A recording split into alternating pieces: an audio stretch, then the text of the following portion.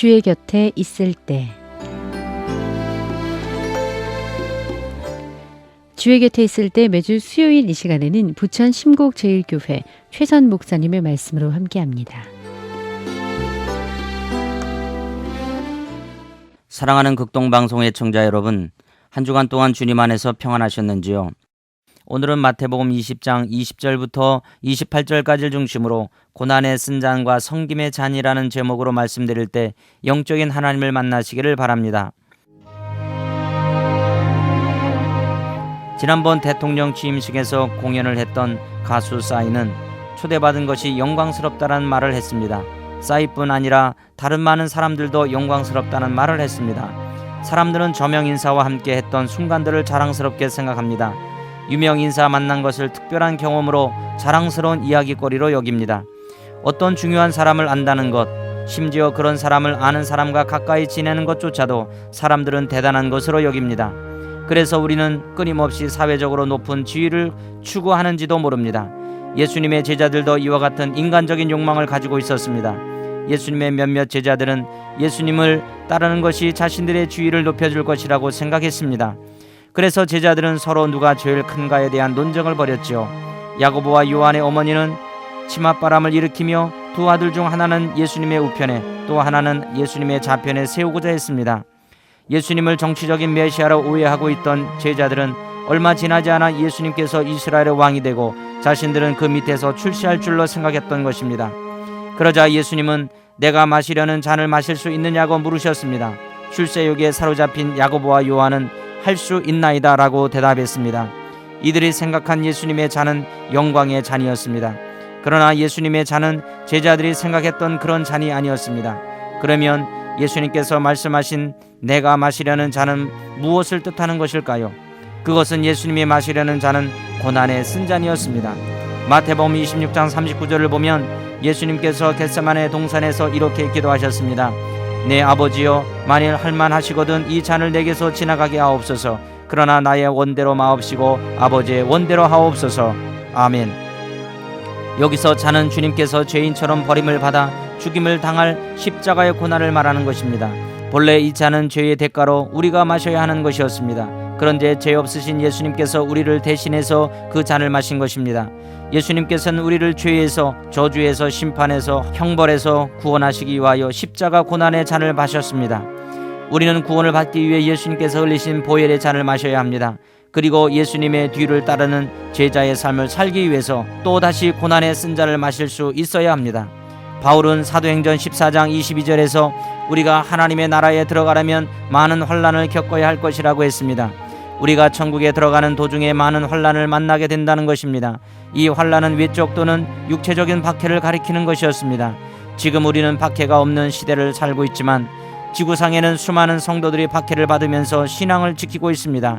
박해는 아무나 받는 것이 아닙니다. 믿음을 지키고 경건하게 살려고 할 때 받는 것입니다.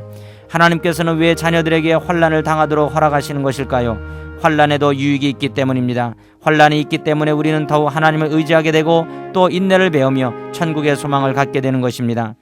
빌립보서 3장 10절을 보면 내가 그리스도와 그 부활의 권능과 그 고난의 참여함을 알고자 하여 그의 죽으심을 본받아 라고 했습니다.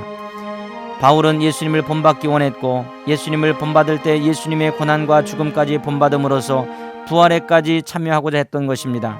그리고 골로새서 1장 24절을 보면 나는 이제 너희를 위하여 받는 괴로움을 기뻐하고 그리스도의 남은 고난을 그의 몸된 교회를 위하여 내 육체에 채우노라고 했습니다.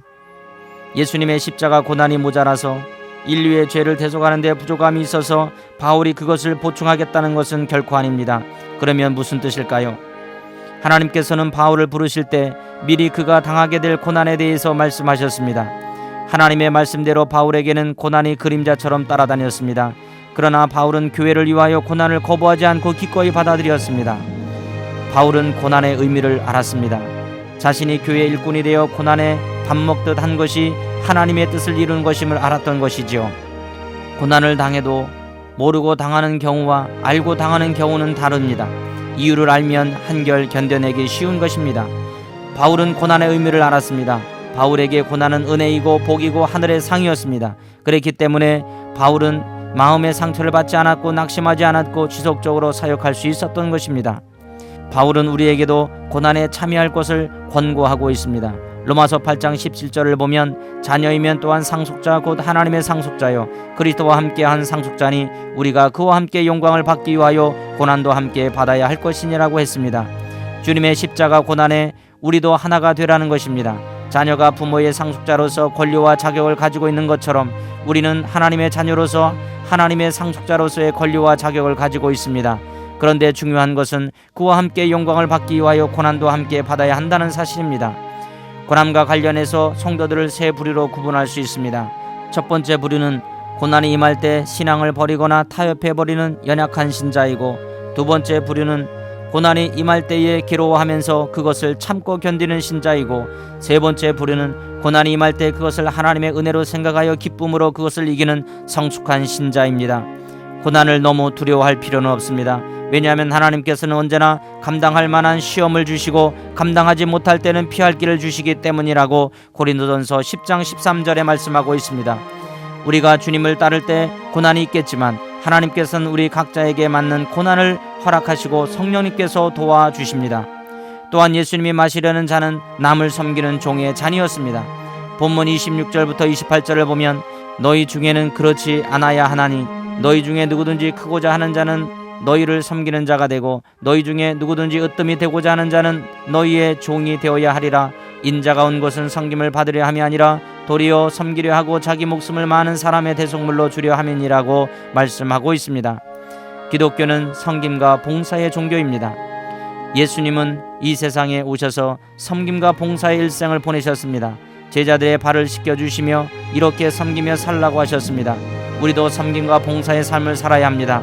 이것이 바로 예수님께서 우리에게 마실 수 있느냐고 물으신 주님의 잔입니다. 바울은 빌립보서 2장 2절에서 3절에서 우리에게 교훈합니다. 아무 일에든지 다툼이나 허용으로 하지 말고 오직 겸손한 마음으로 각각 자기보다 남을 낮게 여기고 각각 자기 일을 돌아볼 뿐더러 또한 각각 자기 사람들의 일을 돌아보아 나의 기쁨을 충만하게 하라. 아멘. 서로 높아지려고 할 때 다툼이 생깁니다. 그러나 나보다 남을 낮게 여기고 섬기면 다툴 일이 없습니다.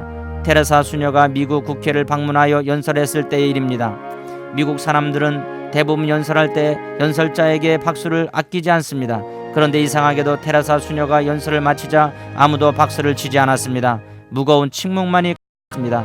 긴 침묵 속에서 테레사 수녀가 사라져가는 발자국 소리를 듣고서야 한 사람씩 일어나 박수를 치기 시작했던 것입니다. 왜 그랬을까요?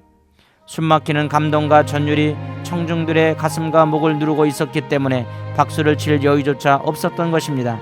그 이유는 테레사 수녀가 마지막으로 던진 한마디의 말 때문이었습니다. 섬길 줄 아는 사람만이 다스릴 자격이 있습니다.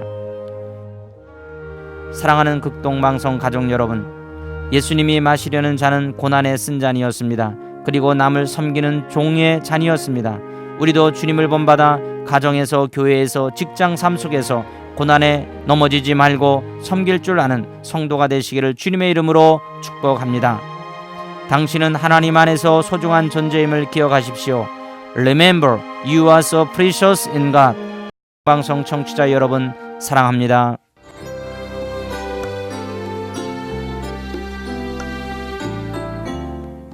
주의 곁에 있을 때 지금까지 부천 심곡제일교회 최선 목사님의 말씀으로 함께했습니다.